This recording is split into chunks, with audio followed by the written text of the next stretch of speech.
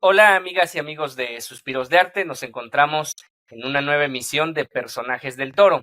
Como ya lo saben, es un podcast dedicado a conocer distintas personalidades que se encuentran alrededor directamente involucrados en la fiesta de toros, particularmente en nuestro país, en México, donde últimamente ha sido atacada y también por ese mismo motivo hacemos este espacio donde enriqueciendo con cada una de las opiniones bien argumentadas, las voces que están inmersas en la fiesta de los toros, pues nos dan cabida para que todas esas personas que están en contra de algo tan legendario y tan cultural y que desarrolla pues muchos valores contrario a lo que muchas personas piensan, o sobre todo las personas que atacan piensan alrededor de la fiesta, pues bueno, siempre tratamos de traerles una persona invitada que nos pueda platicar un poco al respecto y además conocer, ¿por qué no? Obviamente un poco de su trayectoria, de todas sus aficiones, de sus gustos personales y de cómo ve tal cual la fiesta en la actualidad sin tapujos y sin ningún tipo de complejos, ¿no? Y bueno, en esta oportunidad nos acompaña el torero mexicano Luis Gallardo, quien nos va a platicar un poco alrededor de todo esto, de todos estos temas que sin lugar a dudas están en boca de todos y que van a dar de qué hablar sin lugar a dudas. Muy buenas noches, Luis. Espero que te encuentres muy bien.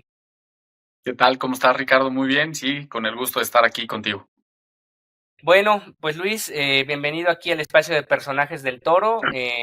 Para los que nos sintonicen, pues nos pueden sintonizar a través de Spotify, Amazon Music y también pueden encontrar el audio y video de este podcast y el resto de otras emisiones que hemos llegado a tener tanto en YouTube como en Facebook. Nos encuentran ahí como Suspiros de Arte en Facebook y en YouTube como Zona T. Es un canal cultural donde tenemos un apartado y ahí está el canal de Personajes del Toro. Luis, pues mira, la dinámica es un tanto sencilla. La idea es que vayamos charlando un poco alrededor primero de tu persona y después pues ya vamos entrando en algunos temas que, que vayan surgiendo alrededor de la charla, ¿no? Y mira, esta pregunta siempre se la hago a todos nuestros invitados. Creo que todos tenemos una historia que contar sobre el origen de nuestra afición.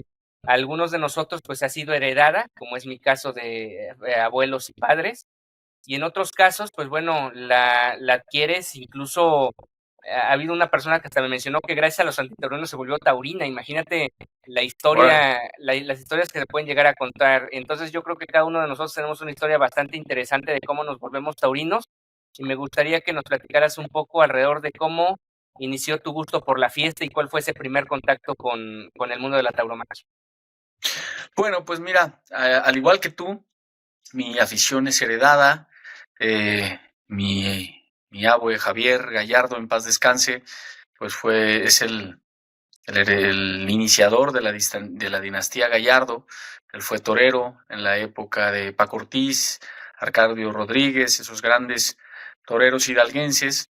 Pues bueno, fue novillero. Posteriormente, mis tíos Javier, Cuauhtémoc, Víctor, también fueron novilleros. Posteriormente, mi señor padre se vuelve aficionado práctico. Y bueno, yo soy la cuarta generación de toreros Gallardo.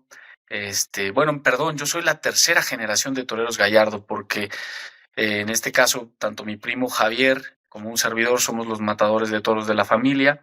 Y ahora ya viene la cuarta generación de los Gallardo con mi, con mi sobrino Damián Gallardo y bueno, pues mi hijo que está ahí empezando en el mundo de los toros. Entonces, pues realmente desde que tengo uso de razón, pues me encuentro inmerso en la fiesta brava, es mi pasión, es mi vida, desde que de verdad tengo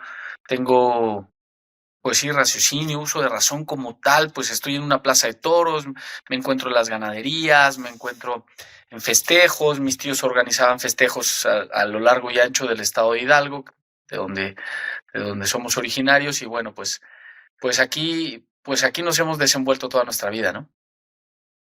Mira, fíjate que a diferencia mía, que digamos es meramente como aficionados. De hecho, yo esta parte de involucrarme en los medios de comunicación, pues no la tengo heredada propiamente, pero sí, digamos, la afición, ¿no? Y en tu caso no Ajá. solo es heredar la afición como taurino, ¿no? Sino realmente también es heredar de alguna u otra manera esta vocación de ser torero, ¿no? Dime cómo, de alguna u otra manera, cómo te empezó a nacer el gusanito de seguir los pasos tanto de la primera generación como de la segunda generación. Bueno, la verdad, lo mismo, ¿eh? Desde que tengo memoria, siempre he querido ser torero. Toda mi vida fue mi ilusión ser torero, jugaba yo a los toros. Mis papás, pues obviamente me hacían mis pasteles de primer año, de segundo año, pues vestido de torero, y era un pastel con un ruedo que había hecho mi papá. En fin, la verdad es que siempre mis juegos, obviamente, desde muy pequeño era ser torero.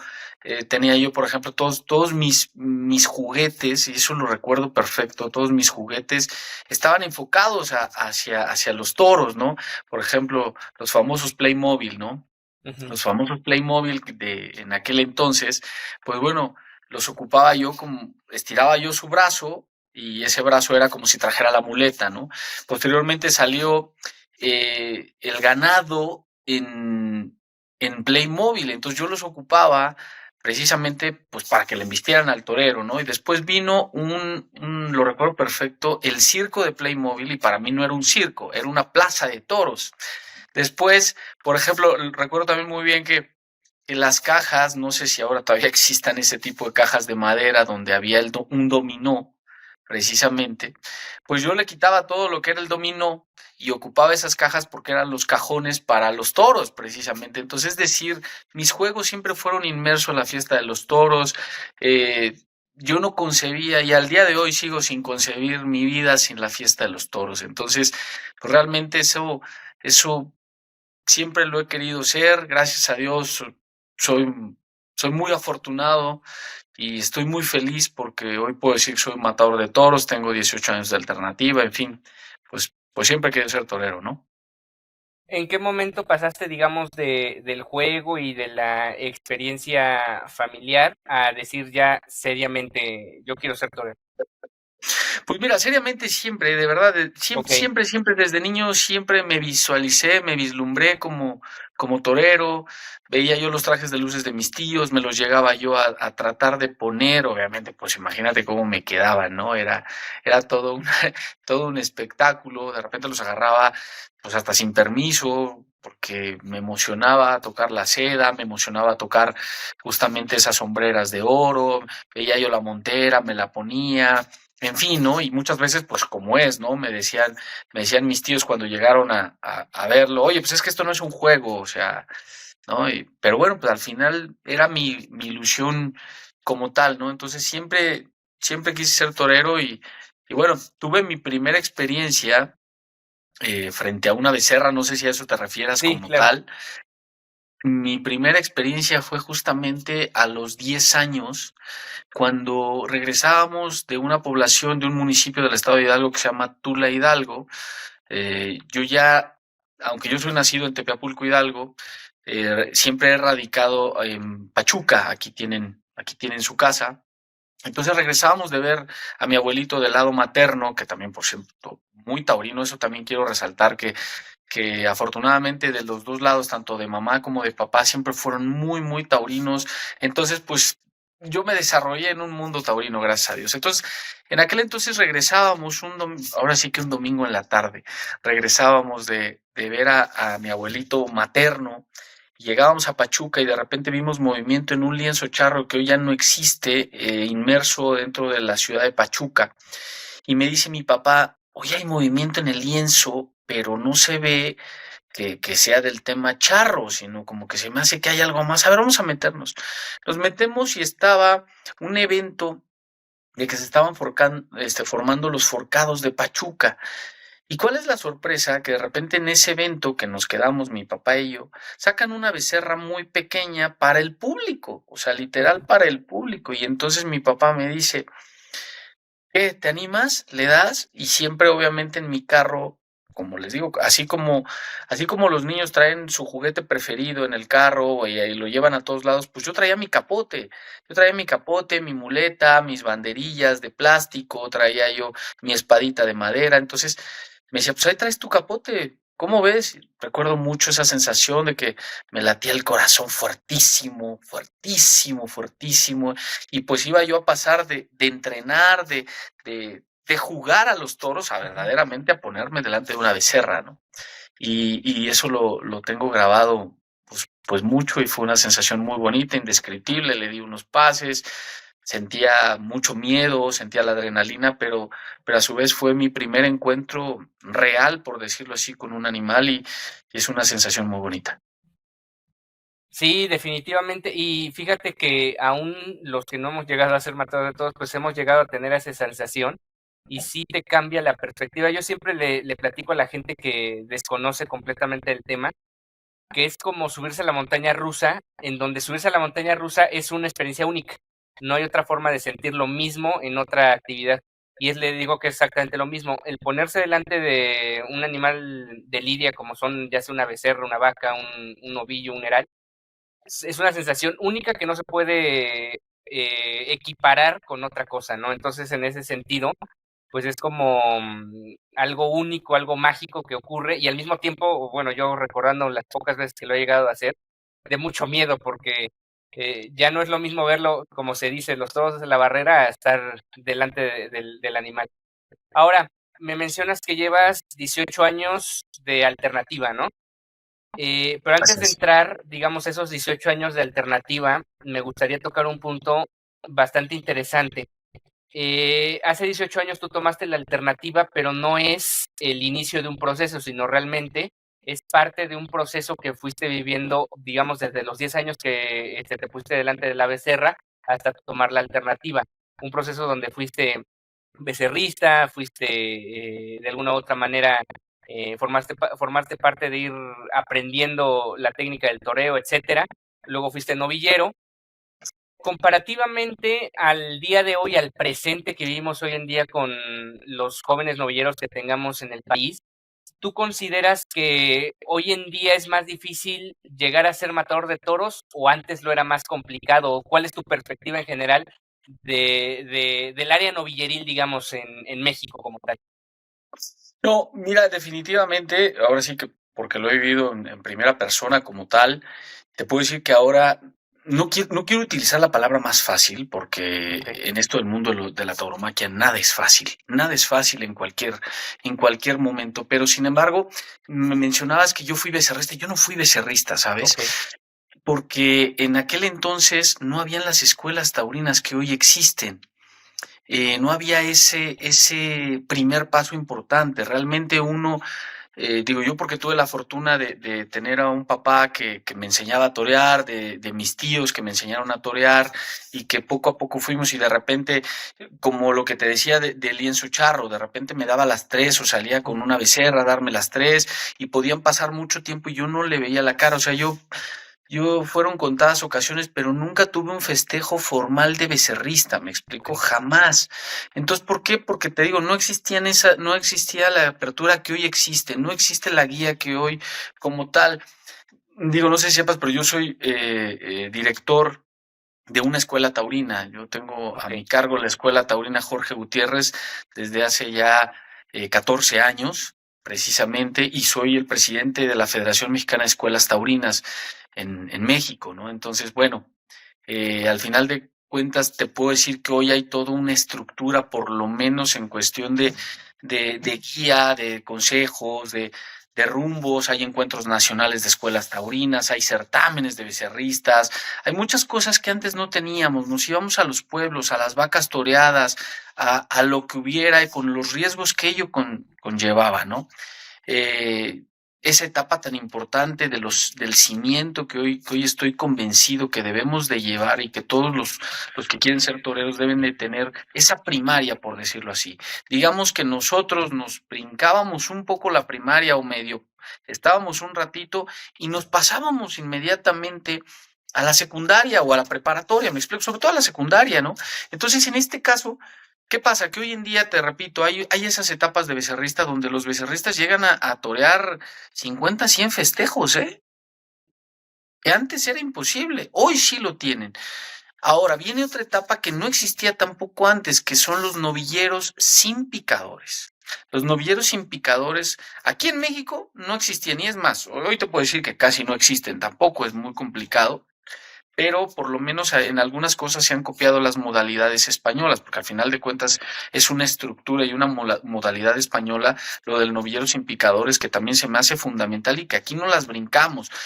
Te repito, o sea, mi paso por los becerristas no existió y de repente un día surgió la oportunidad de vestirme de luces y me vestí de luces, con el riesgo que ello conllevó, lo cual pues empecé a tener percances, obviamente, porque mi inexperiencia en las bases, pues ya los novillos, ya no es lo mismo torear becerros que torear novillos, me explico. Entonces, sí hoy hay una estructura, sí hoy hay un camino más definido, por decirlo así, en donde va más guiado, pero no deja de ser igual de complejo que en aquel entonces.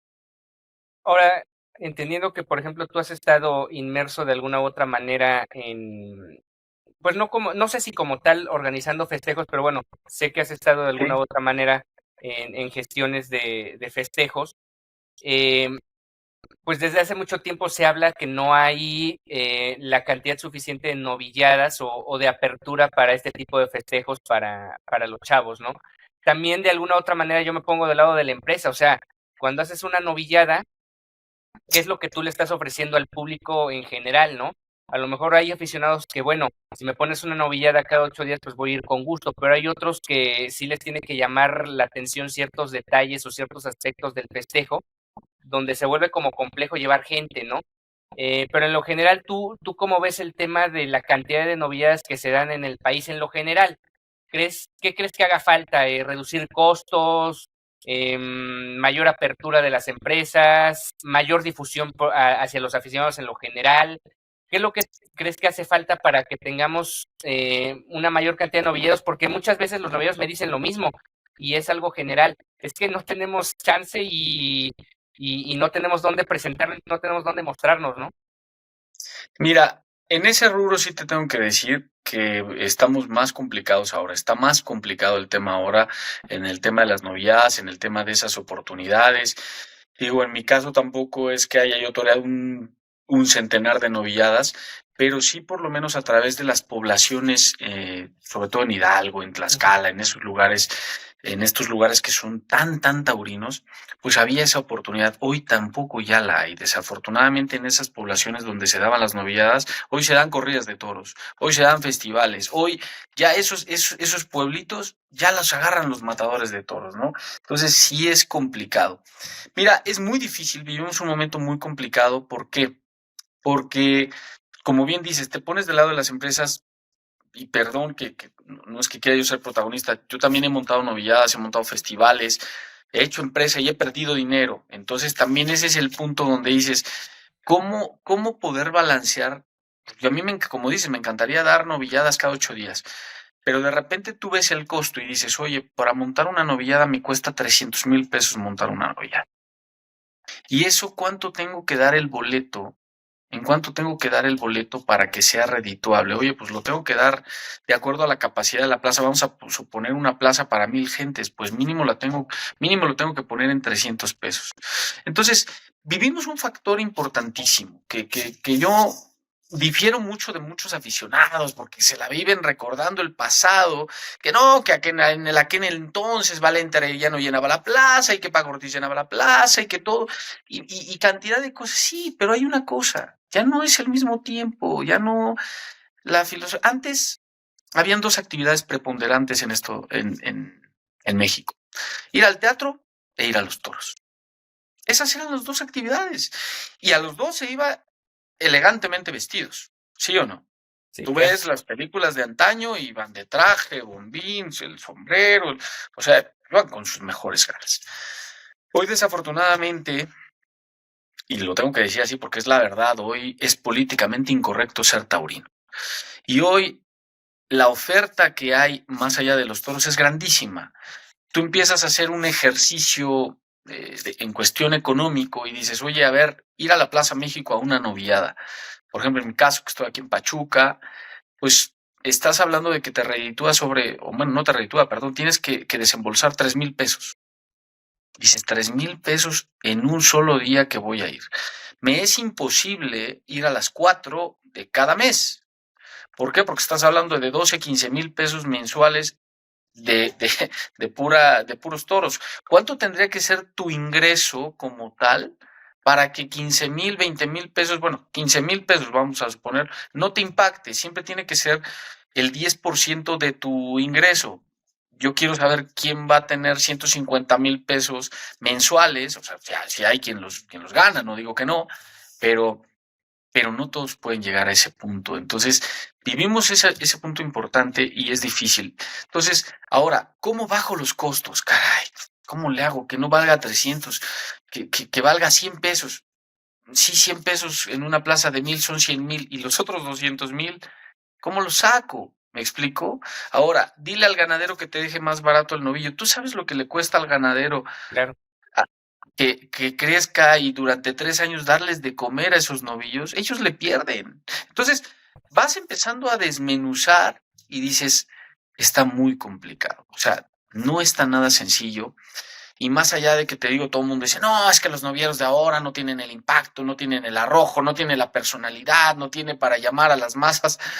Perdón, eso ya es bastante falaz y eso ya es de antaño, porque hoy tenemos novilleros extraordinarios, sin embargo la gente no va. Hay toreros, hay matadores de toros extraordinarios que no convocan a la gente, pero más allá de que no convoquen a la gente, es que yo puedo tener toda la afición del mundo, pero ¿y si no tengo el recurso para poder ir cada fin de semana o llevar a mi familia cada fin de semana? Pues perdón, me voy a tener que quedar con las ganas por mucha afición que tenga. Entonces, eso es un factor importante por lo cual también las novilladas no se da y hoy desafortunadamente los empresarios tienen que echar mano de decirle a los novilleros, vendan boletos Ujú. o cáiganle con una lana y entonces ya dicen los novilleros, híjole, tengo que caerle con 15, 20,000 pesos cada que voy a torear. Volvemos a lo mismo. ¿Qué familia tiene para soportar, para que el muchacho toree 3 o 4 novilladas al mes de a 15, 20,000 pesos? ¿Quién tiene 60,000 pesos libres en el mes para que no le impacte a su familia? ¿Me explico? Entonces, es un tema generalizado y muchas veces, ay, ¿cómo es posible que le cobres a los muchachos o que les cobren a los muchachos por torear? Bueno, ok, dime cómo saco la papeleta de estos 300,000 pesos que me cuesta montar una novillada. Entonces, se ha vuelto un círculo vicioso muy grande y muy, muy delicado y que ha hecho inclusive que los propios novilleros con pocas novilladas ya pretendan tomar la alternativa porque cómo llega, ¿no? Y de repente cuando quieres tomar la alternativa, te encuentras con agrupaciones que de repente te dicen, tienes que haber toreado en plazas de primera y tienes que haber toreado tantas novilladas en un año. Pues tú crees que yo no quiero torearlas, dicen los novilleros. Pues claro que sí, pero no hay dónde, ¿no? Sí, exacto. Es un tema donde tanto la oferta como la demanda enfrenta factores muy complejos, donde ahorita tú lo acabas de ejemplificar muy bien, tanto del lado del empresario, los gastos que hay, como también del lado del aficionado, ¿no? Porque normalmente a los toros no vas solo, ¿no? O sea, vas con alguien más, eres a lo mejor madre, padre de familia, o incluso con los mismos amigos, pues es ir a gastar, ¿no? Y entonces al final de cuentas, no es nada más que pagar el boleto, es también el transporte, dónde dejas el auto si es que llegas en auto, las comidas, por más que no quieras a lo mejor gastar en la plaza, pues tienes que comer de alguna manera. Vaya, al final de cuentas es Claro. un gasto que tienes que ir haciendo por más economizado que quieras realizarlo. Y sí, sí es muy complejo, tanto de los aficionados como de las propias empresas. Y muy buen punto el que mencionas desde el punto de vista ganadero. Y yo siempre he dicho que al ganadero hay que pagarle lo que pide, porque al final de cuentas es el que te da la materia prima para los festejos y hablando con algunos ganaderos, pues no la gran mayoría de ellos no son, digamos, de los más ricos del país por dedicarse a los toros, ni mucho menos. Entonces, es mucha la afición la que Te le dejé de ponen. escuchar. Ah, ya, Perdón, sí. ya, Es ya. mucha la afición que le ponen y que encima le pidas que le baje el costo al animal, pues es imposible, ¿no? Es definitivamente algo irreal. Y mira, ahora que tocabas el tema de los toreros, ahora hablando ya en general de los toreros, quisiera regresar un poco ya a tu parte, a tu caso particular, que nos platiques un poco en general, bueno, antes de hablar de los 18 años de carrera, me gustaría ir mezclando dos preguntas a la vez. ¿Quién es para ti a lo largo desde que iniciaste en esto o desde que literal jugabas a los toros o tenías esta vocación para ser torero, ¿quiénes para ti fueron tus referentes? ¿Quiénes fueron para ti referentes, ya sea toreros, matadores de toros? Obviamente entiendo que en un principio pudo ser tu familia, pero ¿quiénes fueron a lo largo de tu carrera? ¿Cómo has ido creciendo con esos referentes que has tenido? Y por otro lado, al mismo tiempo, para ti, ¿cuáles han sido esos 3 grandes momentos, independientemente del gran o enorme triunfo que hayas llegado a tener a lo largo de los 18 años? Para ti, ¿cuáles son esos 3 momentos que tú vas a recordar hasta que te mueras? Pues mira, a ver, de cuestión de toreros, desde que era yo muy chico, han habido a lo largo y ancho pues, de mi vida toreros que han marcado mucho, pero sobre todo y que yo respeto y ha habido grandes toreros y me tocó de niño ver a muchos. Pero bueno, de los que más me marcaron, por decirlo así, fue, yo era muy pequeño, pero era el maestro Manolo Martínez. El maestro Manolo Martínez, todo lo que envolvía, es que era todo, era algo muy grande el ir a ver a Manolo Martínez torear, ¿no? Y la personalidad del maestro. Un torero siempre he dicho que es un torero que se adelantó a su época. Él ya toreaba como se torea ahora. Como hoy se torea, el maestro Manolo Martínez ya toreaba hace 30 años. Más, yo creo que más de 30 años. No, sí, mucho más de 30 años, porque yo era muy pequeño, ¿no? Entonces, Manolo Martínez uno de ellos, y después vino un torero que, híjole, lo admiré, lo admiro. Al día de hoy es, es, es uno de mis ídolos o es mi ídolo, que al final después la vida me recompensó y es algo que le agradeceré toda mi vida, que fue mi padrino de alternativa, el maestro Jorge Gutiérrez. Él me dio la alternativa, él era mi ídolo, yo de niño lo veía aquí en Pachuca, en la Plaza de Toros de Pachuca, recuerdo mucho un, un altercado que tuvo con el maestro José María Manzanares, un torerazo español Manzanares, y tuvo un pleito ahí con mi padrino, y yo decía, qué torerazo, cómo se entregaba toda la plaza, pues era mi ídolo y siempre fue mi ídolo y sigue siendo mi ídolo el maestro Jorge Gutiérrez. Y después, por decirlo, de la época moderna, como tal hay muchos toreros, pero para mí el maestro Julián López el Juli siempre fue, pues hombre, para empezar porque somos de la edad, somos más o menos de la edad del maestro y yo. Entonces, siempre fue pues también lo mismo, ¿no? Mi ídolo, mi referente, una época del toreo, un antes y un después del Juli. Entonces, esos 3 toreros para mí siempre serán algo muy grande, ¿no? Más allá de que tengo muchos toreros que en la actualidad admiro, que de distintos cortes, afortunadamente me ha dado la oportunidad de poder, como aficionado, disfrutar los diferentes cortes de toreo y los disfruto mucho. Y respecto a los momentos, 3 momentos me dijiste, ¿verdad? Sí, 3 o si momentos quieres decir más, adelante. que no voy a olvidar nunca. Pues mira, el primero, como ya te lo comenté, fue la primera vez que me puse delante de una becerra. En Okey. ese, cuando tenía 10 años, en ese lienzo charro, hoy que ya no existe, Nicolás Romero, pues fue una sensación indescriptible, fue mi primer contacto. Muchas veces en esos primeros contactos, yo he tenido alumnos que en los primeros contactos pues dicen hasta aquí y se van, y al contrario, reafirmó mi vocación, reafirmó mis ganas de ser torero. Después hay otro momento muy importante, pero a la vez fue muy amargo, que yo creo que ese momento fue el que hoy me sigue teniendo aquí con la ilusión y con ese deseo de seguir toreando y de seguir cumpliendo objetivos y metas. Fue mi presentación como novillero, que era uno de mis sueños, mi presentación como novillero en mi tierra, o sea, bueno, más allá de en mi tierra adoptiva, que es también mi tierra, Pachuca, que aquí llevo viviendo toda mi vida. Te digo que yo soy de una población a 40 minutos que también es Hidalgo de Tepeapulco, pero realmente he vivido aquí porque aquí estudié, porque aquí siempre he estado, pero siempre soñaba vestirme de luces en la monumental Vicente Segura, que decía yo que era, y digo yo que es mi plaza, ¿no? En aquel entonces yo no estaba preparado para ser novillero, justo lo que yo te decía, que como no había yo tenido la trayectoria de becerrista y realmente la experiencia necesaria, me adelanté, surgió la oportunidad para torear, me tocó vender boletos, los vendí todos, gracias a Dios, con mis amigos, con mis compañeros, la familia, todo lo pude hacer, pero yo no estaba preparado para ser novillero, en aquel entonces echaron una corrida que se había quedado, que un matador no la quiso, se había quedado, y dijeron, pues vamos a echarla de novillada, ya te podrás imaginar. Entonces, y esa era mi presentación. Y aquel día te tengo que comentar que se me fueron vivos los dos novillos. Los dos toros se me fueron vivos. Fue un fracaso rotundo, fue un petardo, como se dice.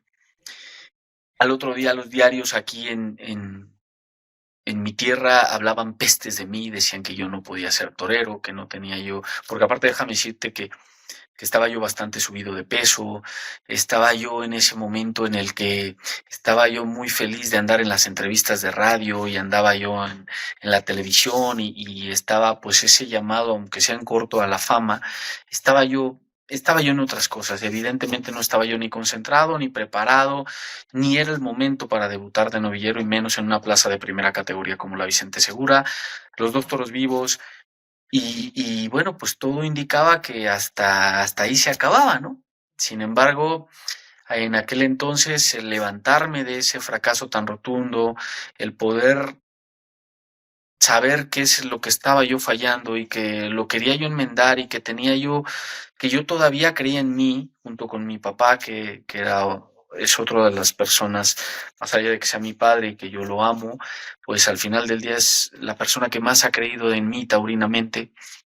Y juntos nos levantamos y gracias a Dios repetí eso fue en octubre y luego vino una temporada de novilladas en abril y pues mira, me repitieron más allá de mis méritos por repetir, porque evidentemente no los tenía, pero mientras tú pagaras tus boletos y dieras tu lana, te repetían, ¿no? O más, bueno, más que te repetían, te daban la oportunidad de torear. Y más allá de eso, pues cuando me anuncian nuevamente, pues como que la gente dijo, oye, pues si este gordito que petardeó en la feria y que se le fueron los dos toros vivos, pues ¿cómo lo vuelven a poner, no? Ya sabemos casi lo que va a pasar.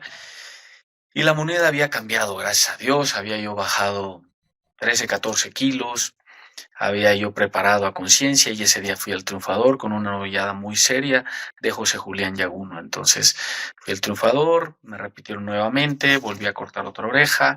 Entonces, por eso esa tarde también es muy especial.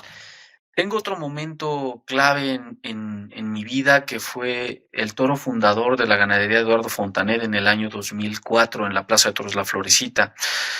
Más allá del corte, del número de orejas que corté, ese día corté una sola oreja, pero el impacto general nacional fue muy bueno. Una actuación que disfruté mucho con un toro hecho y derecho, era yo novillero. Y que ese momento como que me abrió el panorama en cuestión de que ya la gente empezó a hablar de mí. Ese fue muy bonito y se habló bastante de esa tarde, gracias a Dios. Siempre he dicho que esa tarde me dio mi presentación en la Plaza de Toros México y ese es otro de los momentos claves de mi vida. Yo te he comentado que vengo de una dinastía taurina, mi abuelito fue torero, mis tíos toreros, mi papá aficionado práctico, pero nadie había podido torear en la Plaza México de los Gallardo. Entonces yo traía ese sueño, yo traía esa ilusión. Muchas veces, híjole, ahorita me hace recordar tanto, ¿no? Soñaba justo eso en mi presentación en la Plaza México y me despertaba y decía yo, chin, fue un sueño. Decía, fue un sueño, ¿no? Sino, y de repente llegó un día, un 5 de septiembre de 2004, no voy a olvidar, digo, si me lo permites contar rápido la anécdota No, dale, dale. de cómo fue de repente un día, un viernes, 10 días antes de que fuera, 10, 15 días antes de que fuera esa novillada, suena mi teléfono y en la noche, un viernes en la noche, ya era bastante tarde, y era que en aquel entonces la empresa era el doctor Herrerías, y el contador Juan Castañeda me habla y me dice, hola Luis, ¿cómo estás? Bien. Digo, bien, contador, a sus órdenes. Yo dije, ay, me habla el contador de la Plaza México, ¿no? Órale, wow. Y yo sabía que venía pronto la temporada de Navidad. Para no hacer el cuento largo, porque fue una llamada muy interesante, me dijo, pues nada, estás puesto en el cartel para inaugurar la temporada de novilladas. Yo no lo podía creer. Mira, ahorita lo estoy recordando y se me enchina la piel y me da una emoción tremenda porque era el sueño, ¿no? Era el sueño de torear en la Plaza México y me dijo, lo que sí es que me urge que me firmes el contrato. Eran creo que las 10, 11 de la noche y le dije, me voy para allá ahorita, desde Pachuca. Y me dijo, no, tranquilo, no. Vente el lunes con buen tiempo y me firmes el contrato. Entonces, hablé obviamente con mi papá, fue un llorar con los tíos y todo, de saber que, pues, que toreaba yo en 15 días en la Plaza México. Fue un debut muy bonito. Desafortunadamente nada más pude lidiar un novillo porque se vino un chubasco tremendo y ya se suspendió la novillada en el quinto novillo. Pero ese sueño donde me veía yo entrar en un automóvil en la Plaza México y que me abrían las puertas, justamente el portón de entrar a la México, lo soñé tantas veces que el día que lo viví fue algo muy bonito. Y el último momento que también pues fue el día de mi alternativa, ¿no? De repente yo llegué a la Plaza de Toros Monumental San Marcos en mi natal Tepeapulco, la plaza de toros más grande del estado de Hidalgo para 11,000 gentes. Y de repente bajando por esa rampa me encuentro en el patio de cuadrillas vestido de luces a mi héroe, a mi ídolo, al maestro Jorge Gutiérrez.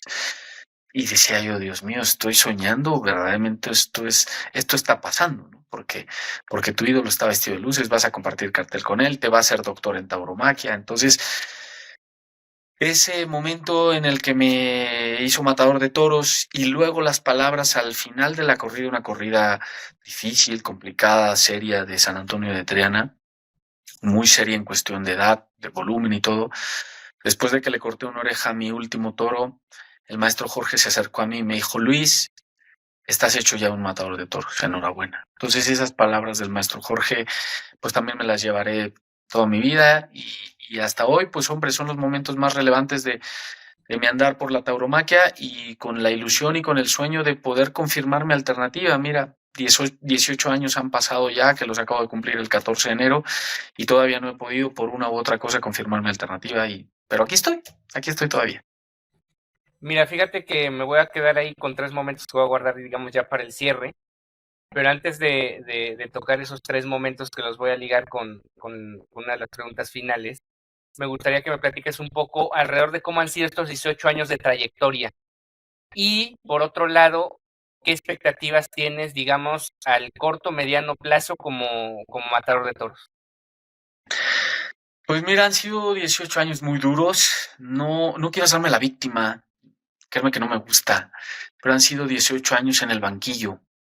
Han sido 18 años de esperar, 18 años de tocar puertas, de muy pocas oportunidades, pero no los cambio por nada, ¿sabes? Porque en estos 18 años de alternativa me he podido curtir en muchas cosas, he forjado pues un carácter, un estilo de vida, no he perdido la ilusión, que eso es algo muy bonito y que también, lo tengo que decir, gracias a mi escuela taurina, que a través de los muchachos he podido volcar todas esas ilusiones, toda esa afición, pues todo eso contenido, ¿no? No, te repito, no ha sido fácil. Sin embargo, ha habido momentos muy gratos, ha habido momentos muy especiales. Yo creo que, fíjate, después de tanto tiempo el año pasado y lo que va de he tenido a mi primer apoderado, oílo bien, mi primer apoderado, el matador Miguel Hortas Miguelete, mi amigo, que el año pasado, bueno, digamos que en octubre, noviembre del 2023, Ujú. en una reunión entre amigos, pues de repente surgió el tema de que todavía tenía esa ilusión y de que todavía él me veía cualidades como para poder seguir en el camino, ¿no? Me dijo, te voy a apoderar. Y gracias a Dios el año pasado hicimos 17 festejos entre corridas y festivales. Hicimos 17 festejos. Fíjate, el año pasado, después de 10 años que no toreaba yo en la Vicente Segura como matador de toros, la última corrida que había yo toreado en la Vicente Segura había sido en el 2014 en una corrida de hidalguenses donde fui el triunfador. ¿Y cuál fue mi premio? Estar en la banca 10 años, ¿sabes? Mi premio fue no torear 10 años a la Vicente Segura.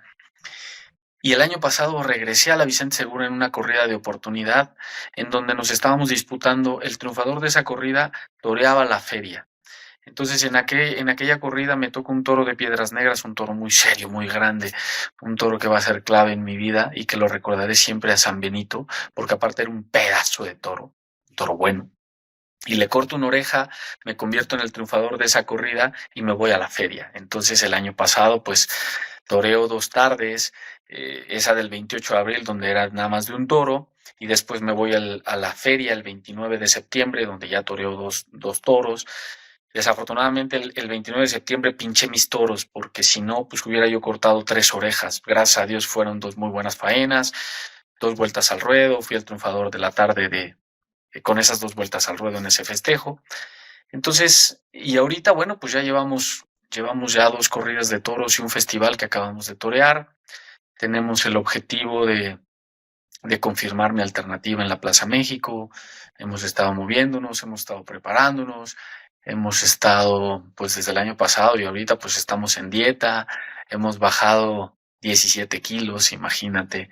Eh, Hemos hecho un esfuerzo muy grande y la verdad es que mi corazón todavía me pide torear, mi corazón todavía, más que me pide, me exige estar en esto que tanto amo, es mi vida, es mi oxígeno, es mi motor para que yo pueda, para que yo pueda funcionar en los diferentes ámbitos de mi vida, ¿no? Entonces creo yo que todavía, a lo mejor está mal que yo mismo me lo diga, pero, pero siento que todavía hay Luis Gallardo para rato. Pues mira, fíjate que justo guardé los 3 momentos para, porque seguramente iba a haber una conexión con el presente. Y hace algunos episodios estaba yo hablando con un médico especialista en trauma taurino que también de alguna u otra manera ha estado inmerso en pues investigación de lo que es el tema psicológico de los toreros. Y el tema era esta parte de cómo a lo mejor muchas veces a los que se están preparando para ser o quieren ser toreros, pues obviamente la ilusión va a estar en todos, ¿no? En quiero lograr esto, tú lo acabas de describir perfectamente cuántas veces soñaste por entrar a la Plaza México y debutar en la Plaza México, sobre todo por el tema también familiar, donde ningún gallardo lo había logrado. Y de alguna u otra manera, siempre la ilusión, incluso en todos los ámbitos está, ¿no? Nuestro sueño es tal, tal y tal. Pero luego, ¿quién nos prepara para fracasar, no? Y tú viviste una situación, en este caso yo lo vería como para bien, donde la verdad lo que te ocurrió es, yo creo que el 99% de las personas, ahí se acaba la carrera, ¿no? Son que se vayan 2 animales vivos, todo el mundo te dice, pues, a pegarle a los libros, a pegarle a otra cosa, pero ya deja los trastos a un lado, ¿no? Y en ese sentido, aquí yo lo que te quisiera preguntar, y es que forma parte, digamos, como secuencia de lo que fue el episodio que tuvimos con el médico, de cómo fue esa parte que tú lograste mentalmente, no solo aceptar el fracaso, sino superar el escollo de haber tenido esa tarde donde se te fueron los 2 animales vivos y después ya la consecución de momentos que son gracias o consecuencia de haber superado ese fracaso. ¿Cómo fue que tú lo pudiste lograr mentalmente? ¿Quién te ayudó mentalmente a poder superar ese escollo para convertirlo en satisfacciones en el futuro? Pues mira, primero que nada, sabes, hay otro momento también. Eh, no sé si ahí nos estamos escuchando, porque de Sí, sí, repente sí. veo que. Ok. Eh, Fíjate que hubo otro momento después de esa tarde, mi papá, que te digo que ha sido la persona que más ha creído en mí, de repente me dijo, porque aparte te voy a decir una cosa, a mí no me podían decir, pégale a los libros, porque yo ya le pegaba a los libros, porque yo soy abogado, o sea, yo tengo un título universitario, gracias a Aquí sigo. Dios. Sí, sí. Yo tengo un título universitario, entonces, pues hombre, siempre he compaginado el tema de los libros, en este caso, por ejemplo, ahorita, ¿no? Mi carrera taurina, con mi despacho, con las diversas actividades jurídicas y de otra índole que he emprendido. Entonces, eh, bueno, llegó un momento en que mi papá me dijo, oye, hijo, ¿y por qué no piensas tú en hacerte aficionado práctico después de esa tarde? Fíjate lo que me dijo, ¿eh? ¿Por qué no piensas en hacerte aficionado práctico?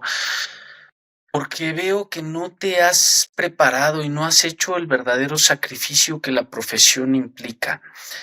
porque no estás dispuesto a bajar de peso, porque no estás dispuesto a darle el tema físico que ocupa, porque aquí no vas a jugar un partido de fútbol donde si no te preparas y pierdes, pues pierdes el partido, aquí pierdes la vida. Entonces me preocupó verte tan a merced, porque aparte pues me dieron un pedazo, un volteretón tremendo, un toro, pero tremendo, que de milagro no me pasó nada. Y me dijo, la verdad es que pues ya vino la parte del padre, ¿no? Me dijo, me preocupas como tú eres mi hijo y yo te amo. Pues mira, eh, sigue estudiando,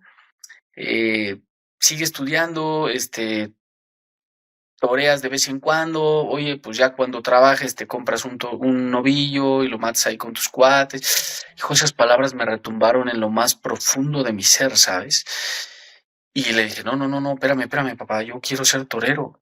Tienes toda la razón, no he hecho lo que tengo que hacer y no dejé de creer en mí. Creo yo que esa fue la clave en todo esto. No dejé de creer en mí, ¿sabes?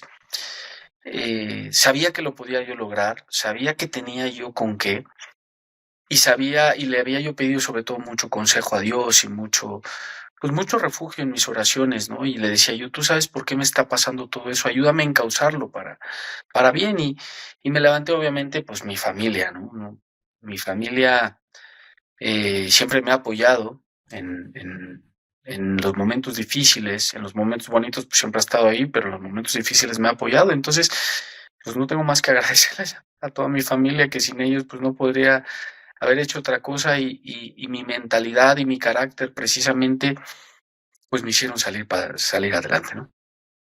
Sí, y al final de cuentas, digamos, en estos 18 años donde, pues, de alguna manera has estado la mayor parte del tiempo en el banquillo, como tú mencionas, pues al final es también la resiliencia que tienes, ¿no? Y es algo que de alguna u otra manera se va a terminar, te va a terminar reeditando de alguna manera, ¿no?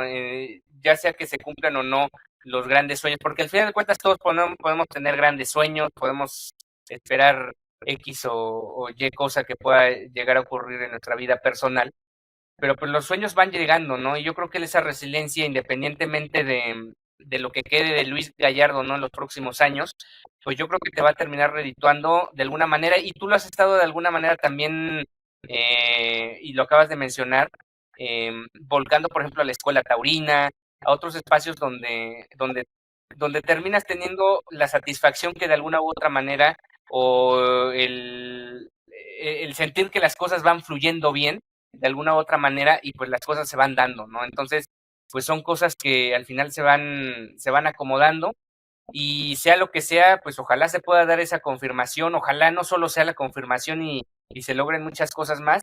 Y si no se logra, pues al final de cuentas creo que tu resiliencia te ha llevado a No, encauzarlo sí se va a lograr. a puntos importantes. Y sí, claro, si es la Sí se tenacidad va a lograr.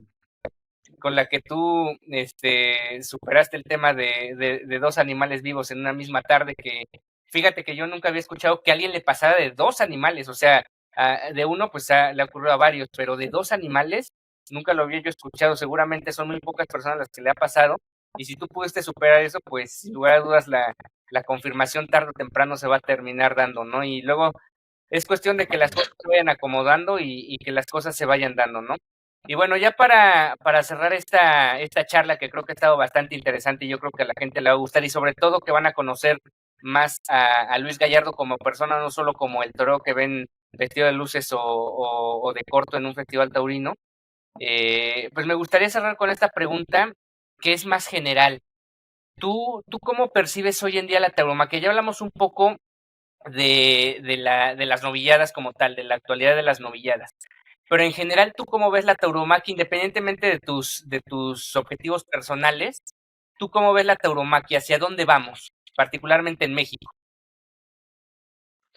Pues hombre, vivimos un momento delicado, sí, muy, muy delicado por el tema pues hombre, del tema antitaurino. Estamos luchando muy fuerte contra toda esa ola animalista que sin fundamento, pues hoy desafortunadamente ha ido ganando muchos adeptos. Hoy, tristemente, pues sí, el desconocimiento de muchas personas, entre ellos nuestras autoridades y o legisladores, pues han venido a dar el traste. Yo creo que Yo creo que la fiesta brava sí tiene futuro, más allá de lo que mucha gente dice. Sí tiene un futuro, tiene una nueva era, tiene un, un nuevo andar, por decirlo así, en términos taurinos. Solamente que desafortunadamente, pues estas contrapartes son determinantes y creo que lo que debemos hacer todo taurino es, pues hombre, resaltar lo bueno, ir a los toros, disfrutarlo, vivirlo, gozarlo. Desafortunadamente hoy te encuentras dentro del mismo taurinismo o dentro de los mismos taurinos, te encuentras cada amargura, te encuentras cada gente, híjole, con una, o creen tener una sabiduría absoluta, y no digo nombres porque echaríamos a perder este podcast tan bueno y esta entrevista tan a gusto que la estoy pasando, pero creo yo que a pregunta concreta, a respuesta concreta, hay un futuro para la fiesta, hay un futuro para nuestras nuevas generaciones, hay un futuro, hay una camada de toreros tan buena, deberías de ver a las filas menores, que esa es otra de las cosas. Los taurinos no solo debemos de ir a las corridas de postín, no solo debemos de ir al 5 de febrero, no solo debemos de ir a la corrida de las luces, no solo de... A ver, cuando tú ves anunciada una becerrada, hay que ir a las becerradas. Cuando tú ves una vacada, hay que ir a las vacadas. Cuando tú ves una novillada en los pueblos, hay que ir a eso, que eso es lo que realmente te va a nutrir, te va a construir, te va a forjar una opinión verdadera en todo esto y vas a apoyar la fiesta. La fiesta se apoya verdaderamente, no largando en el Facebook, no tirando, no resaltando lo malo que todo el mundo hace. A ver, no quiere decir que eso, que tienes que ser complaciente en todo, no, no, tampoco. Pero tampoco pasártela resaltando lo malo. Hay que ir a disfrutar. Yo por lo menos cada que voy a los toros, pues, hombre, estoy en mi espectáculo favorito, estoy en lo que me apasiona, estoy en lo que me gusta, no tengo que hablar mal de nada más que disfrutarlo. Entonces, creo yo que, creo yo que si todo esto empieza porque tengo mucha ilusión que esa luz al final del túnel, por muy oscuro que de repente se vea, y por mucho que mucha gente no vaya a estar de acuerdo conmigo, sí va a existir esa luz al final del túnel. Bueno, más bien sí existe y sí vamos a llegar y vamos a tener una era muy, muy buena, porque los jóvenes, porque me consta, porque lo he vivido, porque cuando se dan la oportunidad de los jóvenes de ir a los toros, la magia de la tauromaquia te atrapa, los atrapa y no dejan de ir. Entonces, tenemos que darle más promoción, tenemos que no esconder nuestra afición, al contrario, gritarla a los cuatro vientos y eso sí, encauzarla muy bien. Sí, fíjate, nada más para rematar, me gustaría mencionar que en noviembre, me parece, o en octubre, se hizo una especie de, pues no sé llamarle congreso, no sé, se llamaba congreso. Pero bueno, escuché en pocas palabras al ganadero de Victoriano del Río allá en España, y él mencionaba que, pues obviamente hay distintas etapas que se viven en los países taurinos, ¿no? No es el Mm. mismo sentimiento taurino que se vive en España, que se vive en Francia, que se vive en Portugal, que se vive en Sudamérica, que vivimos en México. Y me quedé con algo que dijo que me parece muy valioso, que al final de cuentas no hay que desesperarnos. Si sentimos que estamos en una situación donde el ataque es duro y macizo por parte de la gente que más que nada ignora lo que es la tauromaquia, hay que entender que al final de cuentas, como tú mencionas, al final va a haber una luz o hay una luz al final del túnel, donde la etapa va a terminar y vamos a llegar a otra etapa más gloriosa de la que nos encontramos ahora. Y yo creo que al final de cuentas eso que dijo el ganadero es muy importante tenerlo siempre presente, por más que el camino se vea oscuro y sin caminos aparentemente sin salida, ¿no? Totalmente de acuerdo. Totalmente de acuerdo. Aquí lo importante es no perder la fe, es seguir en nuestra afición, seguir construyendo, seguir aportando, seguir yendo a las plazas de toros, seguir motivando a que sigan dando festejos. Yo creo que lo vamos a superar, yo creo que lo vamos a lograr, yo creo que, o más bien no creo, yo estoy convencido de que ello va a ser. Tenemos que seguir porque porque esto es lícito, porque esto tiene un propósito, porque no es justamente no puedo decir que son argumentos, pero las afirmaciones de nuestra contraparte solo son eso, afirmaciones de carácter general, no son argumentos. Argumentos tenemos todos los taurinos para sustentar nuestro espectáculo, nuestra tauromaquia, el rito sacrificial. Y perdón, nada de esas cosas bárbaras de que la nueva era, que los toros sin sangre y esas barbaridades, no. El rito sacrificial en el toreo tiene un objetivo, tiene un sustento, un fundamento, y ese debe de seguir. Pues Luis Gallardo, muchas gracias por haber estado en este espacio de personajes del toro. La verdad sé que no es fácil abrirse, que cuentes más allá de lo que vemos en una plaza de toros, viéndote vestido de luces o en un festival de corto o en alguna presentación, incluso en alguna ganadería donde estés tentando. Sé que no es fácil abrirte, qué bueno que tuviste la apertura de contarnos cosas íntimas de tu carrera, de tu vida personal. Se valora mucho, creo que la gente que escuche y vea este podcast seguramente también lo va a valorar mucho. Y pues a darle para adelante, la resiliencia ya la tienes, que luego es lo que muchas veces a muchas personas nos falta y que sin lugar a dudas, más allá de los triunfos o los fracasos dentro del ruedo, pues la gente vea que eres una persona de carne y hueso que siempre va a tratar de superarse a sí mismo y que nos has brindado una excelente charla que sin lugar a dudas no solo ha sido conocerte, sino también conocer valiosos puntos de vista como el último que acabas de dar con respecto al futuro de la fiesta, ¿no? Entonces, en ese sentido, pues muchas gracias y espero que lo hayas disfrutado. Lo he disfrutado muchísimo, muchas gracias, ha sido padrísimo. Se quedan muchas cosas en el tintero, hay muchas cosas que me hubiese gustado también platicar, pero bueno, pues ya será en otra ocasión. Aquí Claro sepan sí. que yo estoy para lo que ustedes me digan. Gracias a ti, Ricardo, gracias a tu auditorio, gracias a la afición. La verdad es que me la he pasado muy bien y bueno, pues qué buena idea tener estos espacios. La verdad es que te felicito mucho. Muchas gracias y muchas gracias a todos los que nos sintonizaron. Ahí queda también abierta una nueva invitación en el futuro para hablar con Luis Gallardo acerca de otros temas que obviamente quedaron en el tintero y que sin lugar a dudas vale la pena preguntarte. Yo por ahí tengo unas 2, 3 preguntas que también me gustaría que en algún momento me pudiera responder con respecto al tema de la fiesta como tal. Pero bueno, ya será pero en otra oportunidad para no alargarnos tanto también y la gente no le quitemos mucho tiempo escuchándonos y viéndonos, pero bueno, ahí queda para otra oportunidad para platicarlo.